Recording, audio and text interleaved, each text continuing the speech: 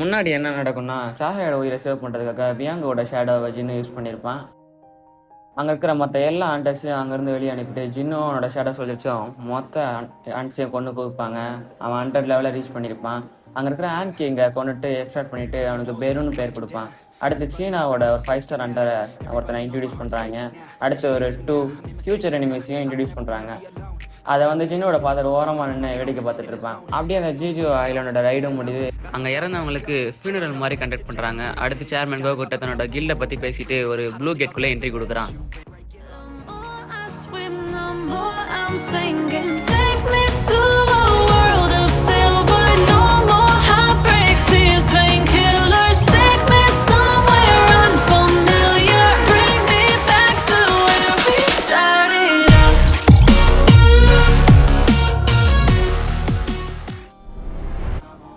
அந்த ரெட் கேட்டில் பார்த்தீங்கன்னா ஷேடோ ஆர்மி போட்டு எல்லாரையும் பொழந்து கட்டிகிட்டு இருக்காங்க. மான்ஸ்டர்ஸ்லாம் சொல்லுது, என்னோட ஆளுங்களெல்லாம் கொன்னது நீதானா அப்படின்னு சொல்லவும் திரும்ப மான்ஸ்டரும் ஜின்னும் நேருக்கு நேராக சந்திக்கிறாங்க. சிஸ்டம் எப்பவும் போல் ட்ரான்ஸ்ஃபர் பண்ணி அந்த மான்ஸ்டர் பேசுகிற மாதிரி ஜின்னுக்கு ஷோ பண்ணுது. ஜின்னும் அதை பேசுகிறத கேட்டுட்ருக்கான். அப்போ மான்ஸ்டர் சொல்லுது, ஏய் சின்ன பையலு, நீ எப்படி இவ்வளோ தூரம் வந்தேன்னு எனக்கு தெரியல, ஆனால் நான் உன்னை இங்கேயே முடிக்கிறேன்டா. அங்கே இருக்கிற ஹேண்டை ரைஸ் பண்ணி எல்லாரையும் வெளியே வச்சுருது. ஆனால் அந்த இடமே சைலண்ட்டாக இருக்குது. அங்கே மான்ஸ்டர்ஸும் இல்லை, ஷேடோ சோல்ஜர்ஸும் இல்லை.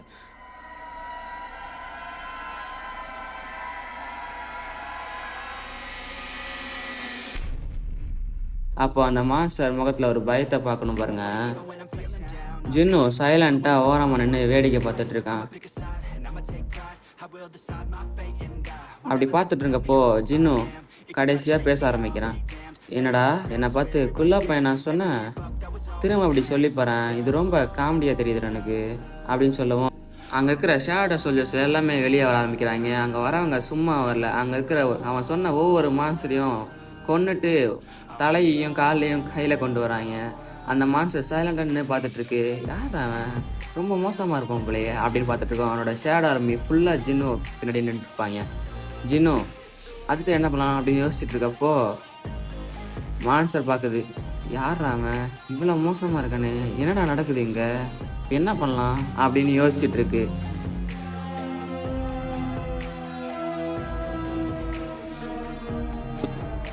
கையில் ஒரு சின்ன ஹெட் இருக்குது. அதை வந்து ஜின்னு மேலே தூக்கி போட ட்ரை பண்ண மாஸ்டர். ஆனால் ஜின்னு அதை சைலண்ட்டாக பார்த்துட்ருக்கான். அவனை சுற்றி வரும் ஒரு பயங்கரமான ஷேடோ சோல்ஜர்ஸ் சூழ்ந்து நிற்க, அப்போ அந்த மாஸ்டர் திரும்ப ரைஸ் பண்ணி எல்லாரும் தாக்குங்கடா அப்படின்னு சொல்லவும் ஜின்னும் என்னடா அது ரொம்ப தொலையாக போச்சேடா அப்படின்னு யோசிச்சுட்டு இருக்கான். மற்ற எல்லா ஆர்மியும் திரும்ப பயங்கரமாக சண்டை போடுறாங்க. ஆனால் முடிவு என்னன்னு முன்னாடியே தெரிஞ்சிருச்சு, யார் ஜெயிக்க போகிறா அப்படின்ட்டு. இந்த பேட்டில் ஒரு பக்கம் போயிட்டுருக்க ஜின்னு யோசிச்சுட்டு இருக்கான், இப்போ நம்ம என்ன பண்ணலாம், இவங்க ரொம்ப மோசம் போலையே, ரொம்ப அடிச்சுக்கிறாங்களே, நம்ம அப்படியே முன்னாடி போயிட்டுருப்போம் அப்படின்னு சொல்ல போகிறப்போ 2 மாதம் முன்னாடி நிற்கிது. அப்போ நம்ம டேங்க் போகுது. தலைவா இதோ வந்துட்டேன் அப்படின்னு சொல்லி முன்னாடி போயிட்டு அந்த 2 மான்ஸ்டரையும் கொண்டுட்டு அவனுக்கு வழி விடுது. ஜின்னும் முன்னாடி நடந்து போயிட்டுருக்கான். மான்ஸ்டர் பார்க்குது, என்னடா நடக்குது இங்கே அப்படின்னு யோசிச்சுக்கிட்டப்போ ஜின்னு கொடூரமாக ஒரு பார்வை பார்ப்போம் பாருங்க. அப்புறம் என்ன நடக்குதுன்னா 2 பவர்ஃபுல் ஷேடோஸ் முன்னாடி நோக்கி போயிட்டுருக்காங்க. யாருன்னு பார்த்தா நம்ம பெரு. ஏய் என் தலைவன் மேலே கையை வச்சனா அவ்வளோதான்டா அப்படின்னு போயிட்டுருக்கான். போயிட்டு இக்ரிஸ், ஏய் வந்துடுறேன்டா இந்தடா உனக்காக அப்படின்னு சொல்லிட்டு போகிறான். இப்போ பெரு பைய கையை வெட்டியிருக்கான், நம்ம இக்ரிஸு காலை வெட்டியிருக்கான். நம்ம டஸ்க்கு சும்மாவாக இருப்பான், தன்னோட கிராவிட்டி பவர் யூஸ் பண்ணி ஏய் தம்பி இந்த பாருப்பா அப்படின்னு சொல்லிட்டு கிராவிட்டி அப்படின்னு சொல்லிட்டு அவனை கீழே தள்ள வைக்கிறான்.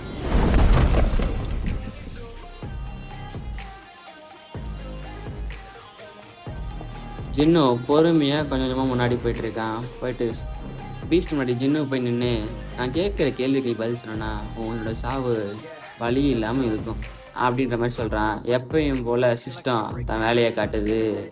என்னென்னு பார்த்தா திரும்ப திரும்ப அவன் சொன்னதையே திரும்ப திரும்ப ரிப்பீட் பண்ண வைக்கிது. அதே மாதிரி இங்கேயும் நடக்குது. ஜின்னு சொல்கிறான், இந்த இடத்துலையும் என்னால் எதுவுமே லேர்ன் பண்ண முடியல, சிஸ்டம்ன்றது ரொம்ப இன்ட்ரெஸ்டிங்காக இருக்குது. சரி விடு பார்த்துக்கலாம், எனக்கு எந்த ஒரு ப்ராப்ளமும் இல்லை. நான் ஜிஜோ என்னோட ரைட் அப்போ என்னோட 100வது லெவலில் அடைஞ்சிட்டேன். அதுக்கு ஏகப்பட்ட ரெக்குவயர்மெண்ட்ஸ்ன்றது கிடைச்சிருக்கு. இது என்ன, இது ஏதோ ஒரு ஃபர்ஸ்ட் ரேண்டம் பாக்ஸ்ல இருந்து ஒரு கீ கிடைச்சிருக்கு அப்படின்ற மாதிரி நம்ம யோசிச்சுட்டு இருக்கப்போ சிஸ்டமில் இந்த கீயோட இன்ஃபர்மேஷன் காட்டுது. இந்த கீன்றது உங்களை கேட்டனன் டெம்பிள் அப்படின்ற இடத்துக்கு கூட்டு போவோம். இன்ஃபர்மேஷன் சொல்ல இது கேட்டனன் டெம்பிளா, நான் மறக்க நினைச்சாலும் என்னால் மறக்க முடியாத இடமாச்சு அது. அந்த டபுள் டென்ஷன் என்னால் மறக்க முடியுமா? இந்த சிஸ்டம்ன்றது நான் ஆரம்பிச்ச இடத்துக்கே என்ன திரும்ப கூப்பிட்டு போகுது. ஆனால் இப்போ எல்லாம் மாறிடுச்சு. நானே அந்த இடத்துக்கு வரணும்னு தான் நினச்சிட்டு இருந்தேன். ஆனால் நீயே நான் வரதுக்காண்டி வெயிட் பண்ணிட்டு இருக்கேன்னா நான் நேரில் வரேன்டா அப்படின்ற மாதிரி சின்ன சொல்லிட்டு ப்ளூ கேட்டை காட்டுறாங்க. அப்படியே அந்த ப்ளூ கேட்டை கிளியர் பண்ணுறதுக்காண்டி ஒரு குரூப் ஆஃப் மெம்பர்ஸ் அந்த கேட்டுக்குள்ளே என்ட்ரி கொடுக்குறாங்க. அதில் ஒருத்தன் பார்த்து யாருக்கு அவன் அப்படின்ற மாதிரி பார்த்துட்டுறப்போ சேத்தாவில் நிற்கிறது வேறு யாரும் இல்லை, நம்ம ஃப்ராஸ்ட் மோனாக்கு தான். ஃப்ராஸ்ட் மோனாக்கு நம்ம அனிமையில பார்த்துருப்போம். பீஸ்ட் மோனாச்சி கூட ஃப்ராஸ்ட் மோனாச்சி வந்திருப்பான். இந்த ஃப்ராஸ்ட் மோனாச்சி ஏதோ ஒரு வெசல் மாதிரியான பீங்கை தேடிருப்பான் போல். நான் தேடிக்கிட்டு இருக்க ஃப்ராக்மெண்ட் ஆஃப் பில்லியன் லைட் நீ கிடையாது அப்படின்ற சொல்லப்போ அவனுக்கு பின்னாடி இன்னொரு கேட் ஒன்று ஓப்பன் ஆகுது. அந்த கேட்லேருந்து புதுசாக ஒருத்தன் வெளியே வரான். இவனும் பார்த்தீங்கன்னா கிட்டத்தட்ட ஒரு மோனாச்சி தான். அதாவது நம்ம ஏரியாவை பார்த்தவங்களுக்குள்ள பீஸ்ட் மோனாச்சி ஃப்ராஸ்ட் மோனாச்சி அது மாதிரி இவனும் ஒன்று மோனாச்சி தான்.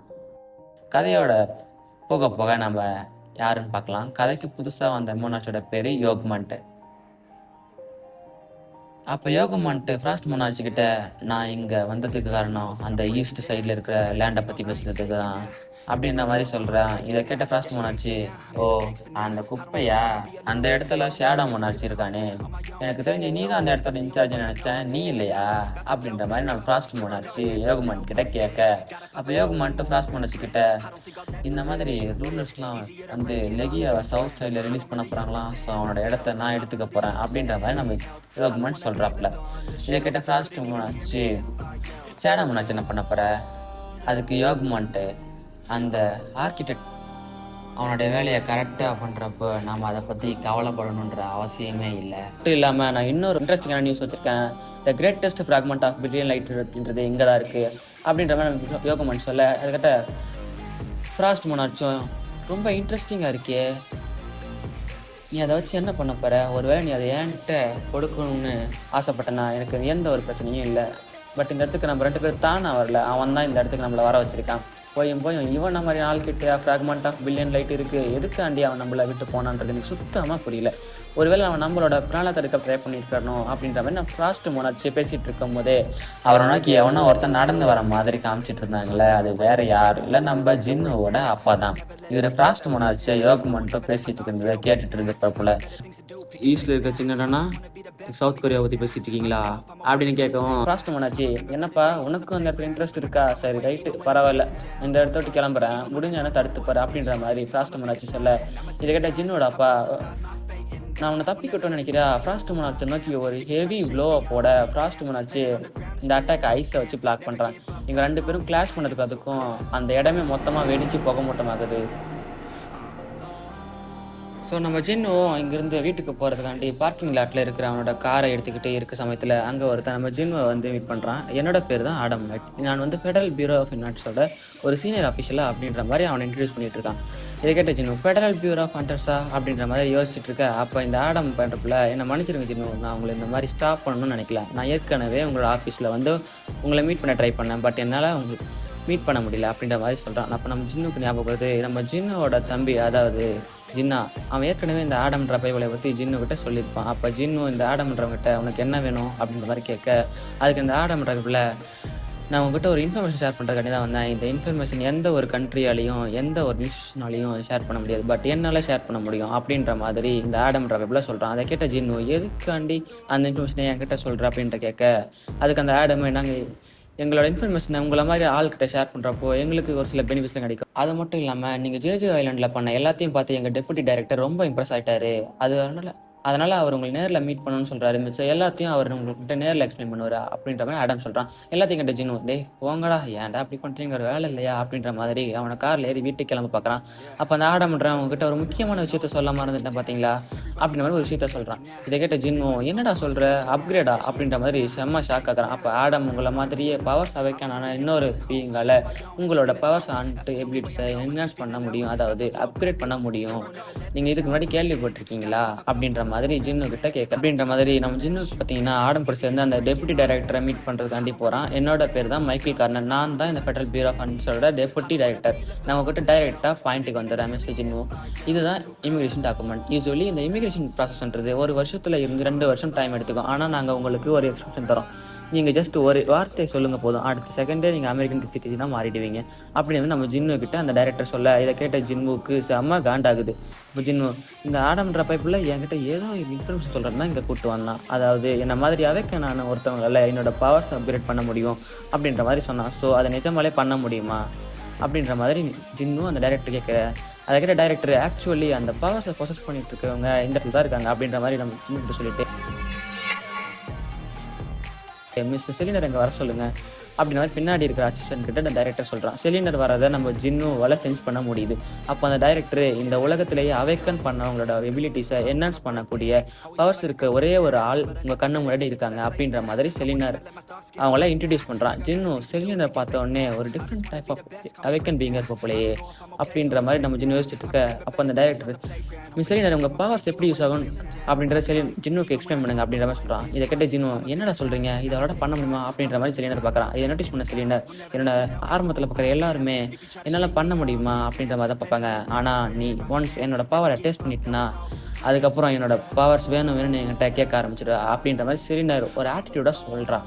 உனக்கு ஏற்கனவே எல்லாம் தெரிஞ்சிருக்கும், எல்லா அவேக்கன் பீயிங்குமே அவங்களோட ஸ்ட்ரென்த்துக்குன்னு ஒரு லிமிட்ன்றது இருக்குது. அந்த லிமிட் எந்த ஒரு அவேக்கன் பீயிங்காலுமே பைபாஸ் பண்ண முடியாது. ஸோ இதனாலேயே அவேக்கன் பீயிங் அவங்க ஸ்டார்டிங்கில் என்ன ரேங்க் இருந்தாங்களோ, அதாவது A, B ரேங்க், C அந்த மாதிரி எந்த ரேங்க்ல இருக்காங்களோ அதே ரேங்க்ல தான் கடைசி வரைக்கும் கேட்பாங்க. இதை கேட்ட ஜின்னு, ஆனால் அவங்களோட நார்மல் அவேக்கன் பீயிங்கோட ஸ்ட்ரென்த் இன்க்ரீஸ் பண்ண முடியும், உன்னால் அதை சேஞ்ச் பண்ண முடியுமா அப்படின்ற மாதிரி சிலிண்டர் கிட்ட கேட்க, அதுக்கு சிலிண்டர், எஸ், ஒரு அவேக்கன் பீயிங்கோட பவர்ஸ் என்னால் இன்க்ரீஸ் பண்ண முடியும். அவங்க இது வரைக்கும் பார்க்க அடைய முடியாத ஒரு பொட்டன்ஷியலை என்னால் பண்ண வைக்க முடியும். ஒரு 3 ஸ்டேஜஸ் ஆஃப் ப்ராசஸ்க்கு அப்புறம் இந்த அவேக்கன் பீயிங்ஸோட பவர்ஸை அவங்களோட லிமிட்டை தாண்டி என்னால் பூஸ்ட் பண்ண வைக்க முடியும். சொல்லப்போனால் நான் இந்த 3 ஸ்டேஜஸ் மூலியமாக அந்த அவேக்கன் பீயிங்கோட பவர்ஸை திரும்ப ரீஅவேக்கன் பண்ண வைக்கிறேன் அப்படின்ற மாதிரி சொல்லலாம். இல்லைனா அந்த அவேக்கன் பீயிங்கோட ட்ரூ பொட்டன்ஷியலை நான் வெளியே கொண்டு வரேன் அப்படின்ற மாதிரி சொல்லலாம் அப்படின்ற மாதிரி சிலிண்டர் சொல்ல. இதுக்கு டைரக்டரும், ஆமாம் அவங்க சொல்கிற எல்லாமே உண்மை தான், ஆனால் சிலிண்டர் இந்த பவர் பூஸ்ட் பண்ணதுக்கப்புறம் அவங்களுக்கு ஒரு லாங் பீரியட் ஆஃப் ரெஸ்ட்டு தேவைப்படும். சொல்லப்போனால் ஒரு வருஷத்தில் 3-4 பேருக்கு மட்டுமே அந்த பவர்ஸை யூஸ் பண்ண முடியும் அப்படின்ற மாதிரி டைரக்டர் சொல்ல. அதை கேட்ட ஜின்னுவும், இவரால் மற்றவங்களோட பவர்ஸை பூஸ்ட் பண்ண முடியும்னா இவர் ஒரு செம்ம அமேசிங்கான எபிலிட்டியாக இருக்கே அப்படின்ற மாதிரி யோசிச்சுட்டு இருக்கு. ப்ராசஸ்லாம் முடிஞ்சதுக்கப்புறம் உன்னோட உடம்புல எந்த மாதிரி ஏற்படும் அப்படின்ற மாதிரி சிலிண்டர் கிட்ட கேட்குறான். அதுக்கு சிலிண்டர், இந்த பவர்ஸ்ன்றது ஒருத்தவங்களுக்கும் வேரி ஆகும். நீ இந்த 3 ஸ்டேஜை கம்ப்ளீட் பண்ணதுக்கப்புறம் உன்னோட ஹோல் பவர்ஸில் 20-30% எக்ஸ்ட்ரா இன்க்ரீஸ் ஆகும் அப்படின்ற மாதிரி சிலிண்டர் சொல்ல. இதை கேட்ட ஜின்னு, 20-30% இன்க்ரீஸ் ஆகுமா, இது வேற மாதிரி இருக்கே, டான்ஸ் ஆஃப் பைப்பில் எதுக்கு எல்லாத்தையும் எதிர்த்துட்டு அமெரிக்கா சூஸ் பண்ணது இப்போ தான் எனக்கு புரியுது. எந்த ஒரு அண்டராக இருந்தாலும் இந்த மாதிரி ஒரு ஆஃபரை மிஸ் பண்ண மாட்டான் அப்படின்ற மாதிரி ஜின்னு மனசில் நினச்சிட்டு, வேற யாராச்சும் சிலிண்டரோட பவர்ஸை கண்டுபிடிச்சா நீங்கள் என்ன பண்ணுவீங்க அப்படின்ற மாதிரி கேட்குற. அதுக்கு அந்த டைரக்டர், சிலிண்டரோட சேஃப்டிக்கு நாங்கள் பொறுப்பு, அது மட்டும் இல்லாமல் சிலிண்டருக்கு தேவையான சேலரியை கொடுக்கறதுனால சிலிண்டர் நாங்கள் சொல்கிறத மட்டும்தான் கேட்பாங்க. ஸோ சிலிண்டரோட இந்த பவர்ஸை நாங்கள் உங்களுக்கு ஒரு கிஃப்டாக கொடுக்குறோம். ஸோ மிஸ்டர் ஜின்னு இந்த மாதிரி டைரக்டர் சொல்ல. இதை கேட்ட ஜின்னு, கிஃப்டா அப்படின்னா நான் உங்களோட ஆஃபருக்கு சைன் பண்ணால் தான் இந்த பவர்ஸ் தருவேன் அப்படின்ற மாதிரி சொல்கிறீங்களா அப்படின்ற மாதிரி கேட்க, அதுக்கு அந்த டைரக்டர், ஒன்ஸ் நீங்கள் இந்த ஃபெடரல் பியூரோ ஆஃப் ஹண்டராக மாறிட்டீங்கன்னா உங்களுக்கு தனி பெனிஃபிட்ஸ் கொடுப்போம், நீங்கள் டாப் ப்ரியாரிட்டியாக இருப்பீங்க. இந்த அடிஷன் அமெரிக்காவில் நீங்கள் எந்த ஒரு கில்டாலும் சூஸ் பண்ணிக்கலாம், அது கூட ஒரு பெஸ்ட் கான்ட்ராக்டர் நாங்கள் உங்களுக்கு போட்டு தருவோம் அப்படின்ற மாதிரி டைரக்டர் பேசிக்கிட்டு இருக்கும்போது சிலிண்டர் நடுவில் போட்டு, எங்கள் பாருடா சும்மா வரலன்னு பேசிகிட்டு இருக்காரு, இன்னும் நாங்கள் உனக்கு இந்த பவர்ஸ் கிஃப்ட்டை தான் தரோம் அப்படின்ற மாதிரி செலினா சொன்னேன்.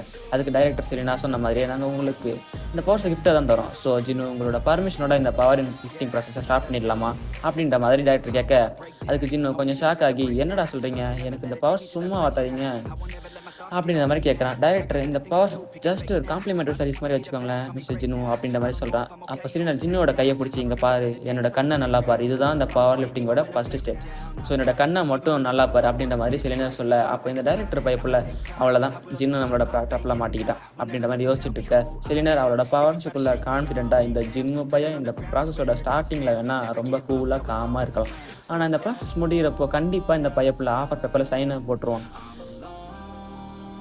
எவ்வளோ பெரிய ஸ்ட்ராங் நேஷனல் ஹண்டராக இருந்தாலும் அவன் பண்ண முடியாததை இவன் பண்ணியிருக்கான். இது வரைக்கும் பார்க்காத பவர்ஸை வச்சு இவன் ஜேஜு ஐலண்ட் ரைடரே கம்ப்ளீட் பண்ணியிருக்கான். ஸோ இவனோட பவர்ஸ் எந்த அளவுக்கு இருக்குன்றதை பார்க்கலாமே அப்படின்ற மாதிரி செலினர் அவனோட பவர்ஸை யூஸ் பண்ணி ஜின்னோட மைண்டுக்குள்ளே போயிடுறான்.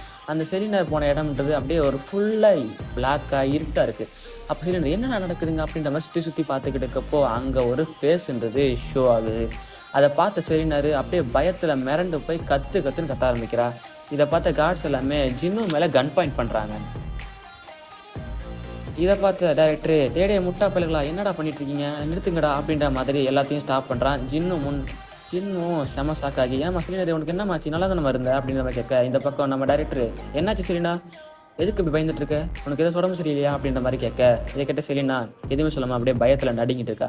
அப்படியே அந்த டைரக்டரு ஜின்னு எங்களை மன்னிச்சிருங்க, இன்னைக்கு செலினருக்கு ஏதோ உடம்பு முடியல போல, ஸோ நம்ம இந்த ஃபர்ஸ்ட் 2 நாள் வச்சுக்கலாமே, அடம் ஜின்னு வீட்டில் கொண்டு போய் விட்டுரு அப்படின்ற மாதிரி நம்ம டைரக்டர் சொல்லி அனுப்புகிறான். ஜின்னு போனதுக்கப்புறம் டைரக்டர் செலினர் கிட்ட என்ன நடந்துச்சு அப்படின்ற மாதிரி கேட்க, அதுக்கு செலினர் அப்படியே பயத்தில் நடுங்கண்ணா மாதிரியே அவன் தான்டா ராஜா, அதுவும் பவர்ஃபுல்லானவன் அப்படின்ற மாதிரி சொல்கிறான். இதை கேட்ட டைரக்டர் செம ஷாக் ஆகி, நீ சொல்கிறதெல்லாம் வச்சு பார்த்தா அவன் நேஷனல் லெவல் ஹண்டர்ஸ்க்கே ஈக்குவலான பவரில் இருக்கும் போலே அப்படின்ற மாதிரி கேட்குறான். அது சொல்லி இல்லை அதெல்லாம் கரெக்டாக சொல்ல முடியல, இந்த மாதிரி நான் பவர்ஸ் இதுக்கு நான் சென்ஸ் பண்ணதே கிடையாது, அவன் ஒரு ராஜா, அதுவும் ஆர்டினரியானவன் கிடையாது, அவனை என்னோட பவர்ஸை வச்சு பார்க்கும்போது அவனும் என்னைய பார்த்துக்கிட்டு இருந்தான், ஆனால் அந்த சமயத்தில் என்னை பார்த்துக்கிட்டு இருந்தது ஜின்னு கிடையாது, அவனுக்குள்ளே இருந்த ஒரு பயங்கரமான டார்க்னஸ், அதுதான் என்னை ரொம்ப மோசம் பார்த்துட்டு இருந்துச்சு, அது மட்டும் இல்லாமல் அவனோட பவர்ஸ்க்கு லிமிட்டே கிடையாது அப்படின்னு சரி நான் சொல்கிறாங்க. நம்ம ஜின்னுவை பற்றி ஆன்லைனில் தப்பாக பேசுகிற எல்லாத்தையுமே நம்ம ஜின்னோவோட தம்பி ஜின்ஹோ ஆன்லைன்லேயே வச்சு எல்லாரையும் ஷூட் பண்ணுறான். இப்படி ஜின்னுவை பற்றி தப்பாக பேசின எல்லாரையுமே நம்ம ஜின்னு ஆன்லைன்லேயே வச்சு செஞ்சதுக்கப்புறம் செம்ம டயர்டாக சேர்லெஸ் ஆகிய சடனாக அந்த இடத்துக்கு நம்ம தலையாக வரான். அப்பீராகி என்ன தம்பி வேலை அதிகமாக அப்படின்ற மாதிரி ஜின்னு கேட்குறான். இதை பார்த்து ஜின்னா யார் அவன் திடீர்னு வரான் திடீர்னு போகிறான் அப்படின்னு மனசு நினச்சிட்டு, இல்லை நான் பெருசாக எந்த வழி இல்லை, நீங்கள் என்னென்ன இந்த பக்கம் அப்படின்ற மாதிரி ஜின்னுவை பற்றி கேட்க, இப்போ தான் தஞ்சனைக்கு வெயிட் பண்ணுறானே, நீ வேறு நம்ம கில்ட் ஆரம்பிக்கிறதுக்கு நிறைய காசு வேணும்னு கேட்டேன் இல்லையா, ஸோ அதனால தான் இதெல்லாம் நான் எடுத்துக்கிட்டு வந்திருக்கேன் அப்படின்ற மாதிரி நம்ம ஜின்னு ஒரு பை நிறைய மான கிறிஸ்டல்ஸை காட்டுறான். இதை பார்த்தா ஜின்னு அடியாத்தி இவ்வளோ மான கிறிஸ்டல்ஸா, ஏதோ ஹை ரேங்க் கிரேட்டுக்குள்ளே போயிட்டு வந்திருக்கீங்க போல, வேணா நீ வேறு லெவல், நான் இது போதும், நம்ம எம்ப்ளாய்ஸ்லாம் சம்பளம் போடுறத பற்றி யோசிக்கின்ற அவசியமே இல்லை, இதை வச்சு நான் எல்லாத்தையும் பார்த்துப்பேன் அப்படின்ற மாதிரி ஜின்னுவை பற்றி பேசிகிட்டு இருக்கான். இதை கேட்டால் ஜின்னு எம்ப்ளாயிஸா இன்னும் நம்ம கில்டுக்கு எம்ப்ளாய்ஸாக தேவைப்படுறாங்களா அப்படின்ற மாதிரி ஜின்னு விட்டு கேட்க, அதுக்கு ஜின்னு மறந்துட்டீங்களா, ஒரு கில்டு அமைக்கிறதுக்கு மொத்தம் 3 பேர் தேவை, guild master, vice guild master, அப்புறம் ஒரு 3rd பர்சன். நம்ம டீமில் இப்போ guild master, vice guild master 2 பேர் இருக்கும், இன்னும் ஒரு ஆள் சேர்க்கணும், பட் 3ஆவதாக சேர்க்கிற பர்சன் ஏதோ ஏன்னா தானே இருக்கக்கூடாது. இதை தவிர்த்து இன்னொரு முக்கியமான விஷயம் இருக்குது, நம்மளுடைய கில்டு பேர் என்னன்றது நம்ம டிசைட் பண்ணணும் அப்படின்ற மாதிரி ஜின்னு சொல்ல, அப்போ ஜின்னு டேய் நான் கூட ஏதோ ஒரு சீரியஸாக விஷயத்தை சொல்ல வரேன்னு நினச்சேன்டா அப்படின்ற மாதிரி சொல்ல வரேன். அதுக்கு ஜின்னு நான் இது ஒரு முக்கியமான மேட்டர் தானா, நான் நம்ம கில்டுக்கு ஏகப்பட்ட பேரை யோசித்தேன், அதாவது உங்கள் பேரோட ஃபர்ஸ்ட் லெட்டரு, என் பேரோட ஃபர்ஸ்ட் லெட்டரு, உங்கள் பேரோட லாஸ்ட் லெட்டரு, என் பேரோட லாஸ்ட் லெட்டரு, ஏகப்பட்ட பேரை யோசித்தேன், பட் எதுவுமே நல்லா இல்லை, என்ன பேர் வைக்கிறேன்னே தெரியல அப்படின்ற மாதிரி நம்ம ஜின்னு புலம்பிட்டு இருக்க. அப்போ நம்ம ஜின்னு நம்மளோட கில்டு பேர் ஏன் சோலோ பிளே கில்டு வைக்கக்கூடாது அப்படின்ற மாதிரி ஜின்னு கிட்ட கேட்க, இதை கேட்ட ஜின்னு என்னடா பேர் இது கேவலமாக இருக்கு அப்படின்ற மாதிரி யோசிச்சுட்டு இருக்க. யாரை கதவை தட்டுற மாதிரி தெரியும், யாருன்னு நம்ம ஜின்னு கதவை திறந்து பார்த்தா அடுத்த செகண்டே உறைஞ்சி போய் நிற்கிறான். அப்போ நம்ம ஜின்னு யார் அது அப்படின்ற மாதிரி எட்டி பார்த்து அவனும் மிரண்டு போய் நிற்கிறான். அப்படி நீ 2 பேரும் பார்த்து யாரும் இல்லை, நம்ம அண்டர் சாஹே தான். இப்போ ஜின்னு சாஹே கிட்ட உனக்கு என்னங்க வேலை, நீங்கள் என்ன பண்ணிட்டு இருக்க அப்படின்ற மாதிரி கேட்க, அப்போ சாஹே கொஞ்சம் தயக்கப்பட்ட மாதிரியே அதாவது நான் உன்னோட கில்ல சேரணும்னு ஆசைப்பட்றேன் அப்படின்ற மாதிரி ஜின்னு கிட்ட சொல்கிறேன். இதை கேட்ட ஜின்னு என்னடா நடக்குதுங்க அப்படின்ற மாதிரி யோசிச்சுக்கிட்டு இருக்கேன். ஏன்னா அந்த சர்ச் மீன் அந்த கில்லுன்னு வெளியே அமிச்சிட்டேன்னா, இல்லை அண்டர் அசோசியேஷனோட சேர்மன் ஏதாச்சும் பேசி உன்னை இங்கே அமிச்சிட்டாரா அப்படின்ற மாதிரி ஜின்னு கேட்க, அதுக்கு சாஹே அப்படி இல்லை இதில் சேர்மன்லன்னு சொல்லலையே, அதேமாதிரி அந்த கில்ல என்னை வெளியும் அனுப்பலை அப்படின்ற மாதிரி சொல்கிறேன். இதை கேட்ட ஜின்னு அப்புறம் எதுக்கு என்னோட சோலோ பிளே கில்ல சேரணும்னு ஆசைப்பட்ற அப்படின்ற மாதிரி நம்ம சாஹே கிட்ட கேட்க, இதை கேட்ட சாஹே உன்னோட கில்டு பேர் சோலோ பிளேவா அப்படி மாதிரி செம்ம ஷாக் ஆகிறா. அப்போ ஜின்னு அந்த பேரில் உனக்கு ஏதாவது பிரச்சனை இருக்கா அப்படின்ற மாதிரி கேட்க, சைடில் இருந்து நம்ம ஜின்னு செம்ம ஷாக் ஆகி, நோ என்னடா நீ அந்த பேர்லேயே முடிவாயிட்டியா, சும்மா சஜஸ்ட் பண்ணுறேன்னு நினச்சேன், நிஜமாலே அந்த பேர் தான் வைக்க போகிறீங்களா அப்படின்ற மாதிரி செம்ம ஷாக் ஆகிறான். அப்போ ஜின்னு என்னடா இந்த பேர் நல்லா இல்லையா, நீ அமைதியாக இருக்கிறத வச்சு நீ இந்த பேருக்கு ஒத்துக்கிட்டு நினைச்சேன் அப்படின்ற மாதிரி ஜின்னு சொல்கிறான். இதை கேட்ட ஜின்னு அப்படிலாம் இல்லைண்ணா அப்படின்ற மாதிரி கொஞ்சம் மலுப்ப ட்ரை பண்ணுறான். அப்போ ஜின்னு சாஹே நோட்டீஸ் பண்ணி பார்த்தா அவளோட ஹார்ட் பீட்டு, ப்ரீத்திங், எக்ஸ்பிரஷனு எல்லாமே கோளாறாக இருக்குது. ஆனால் ஏன் முன்னாடி ஏதோ ஸ்கூலாக இருக்காம ஆக்டிங் போட்டுருக்காளே, ஏன் இவன் கில்ல ஜாயின் பண்ணுறதுக்கு இவ்வளோ ஆர்வமாக இருக்கா அப்படின்னு ஜின்னு அவளோட மனசில் நினச்சிட்டு, அப்போ ஜின்னு ஆண்டச்சா நீங்கள் உங்களோட பவர்ஸ் அவைக்கன் பண்ணி 2 வருஷம் தான் ஆயிருக்கு, அந்த வகையில் நீங்கள் ஏற்கனவே ஒரு கில்டோட கான்ட்ராக்ட் மேக் பண்ணியிருக்கீங்க. ஸோ உங்களால் அந்த கில்டை விட்டு 2 வருஷத்தில் வெளியே வர முடியாது அப்படின்ற மாதிரி நம்ம ஜின்னு சொல்ல, அதுக்கு சாக்கு என்னால் வெளியே வர முடியும், அதுக்கு ஒரு பெனால்ட்டி கட்டணும், அந்த பெனால்ட்டி கட்டுறதுக்கு தேவையான காசு என்கிட்ட இருக்குது அப்படின்ற மாதிரி நம்ம ஜின்னுக்கிட்ட சொல்கிறான். அப்போ இந்த ஜின்னு இந்த கில்டில் சேர்றதுக்காண்டி பெனால்ட்டி கட்டுற அளவு ரெடியாக இருக்காளா அப்படின்ற மாதிரி சொல்ல, இந்த பாருங்க சாகே, உங்களுக்கு சேலரி கொடுக்குற அளவுக்கு என்கிட்ட அவ்வளோ ரிசோர்ஸ்ன்றது கிடையாது அப்படின்ற மாதிரி ஜின்னு சொல்ல, அதுக்கு சாகே எனக்கு அதெல்லாம் தேவையில்லை, நான் இருக்கிறத வச்சு பார்த்துப்பேன் அப்படின்ற மாதிரி சொல்கிறான். புரிஞ்சுக்கிட்டேன். நான் ஜேஜே ஐலாண்ட் ரைடு அப்போ யோசிச்சு பயப்படக்கூடாதுன்னு என்ன தான் முயற்சி பண்ணாலும் நான் ஜேஜே ஐலாண்டில் பயந்தேன். நேர்மசான சாகிற நிலைமை கூட மானேன். ஆனால் நீ தான் என்னை சாகுலேருந்து திரும்ப கூப்பிட்டு வந்த. அது மட்டும் இல்லாமல் எல்லாமே நீ தான் நினச்சேன். அண்டர்ஸ்டாண்ட் எல்லாத்தையும் சொன்னதுக்கப்புறம் அது எல்லாமே கனவே கிடையாது, எல்லாமே நிஜம்ன்றதை நான் புரிஞ்சுக்கிட்டேன். நான் அப்போவே சாக வேண்டியது, ஆனால் நீ என் கூட இருந்து என்னை காப்பாற்றின. அதே மாதிரி நீ என் கூட கடைசி வரைக்கும் இருக்கணும்னு ஆசைப்பட்றேன் அப்படின்னு நினச்சாயா அவரோட மனசுக்குள்ள வெக்கத்தில் என்ன பண்ணனே தெரியாமல் அவரோட மூஞ்சியை மறைச்சு பிளஸ் பண்ணிக்கிட்டு இருக்கா. அதை பார்த்த ஜின்னு இது என்ன நினச்சிக்கிட்டு இருக்கா, ஒரு வேளை என்கிட்ட சொல்ல முடியாத ஏதாச்சும் ஒரு காரணமாக இருக்குமோ, ஏன் என் கொஸ்டின் ஆன்சர் பண்ண மாட்டா, அது மட்டும் இல்லாமல் ஏன் இவன் பிளஸ் பண்ணுறா, ஏதாச்சும் என்கிட்ட இருந்து மறைக்கிறாளா, அப்படி என்கிட்ட இருந்து மறைக்கிறா, ஒருவேளை என் கீழே ஜாயின் பண்ணணும்னு ரொம்ப நாளாக பிளான் போட்டிருந்தாலோ. சரி சாஹே, நான் கேட்குற கேள்விக்கு பதில் சொல்லுங்கள் அப்படின்னு நம்ம ஜின்னு சாஹி கிட்ட ஒரு கேள்வி கேட்குறான்.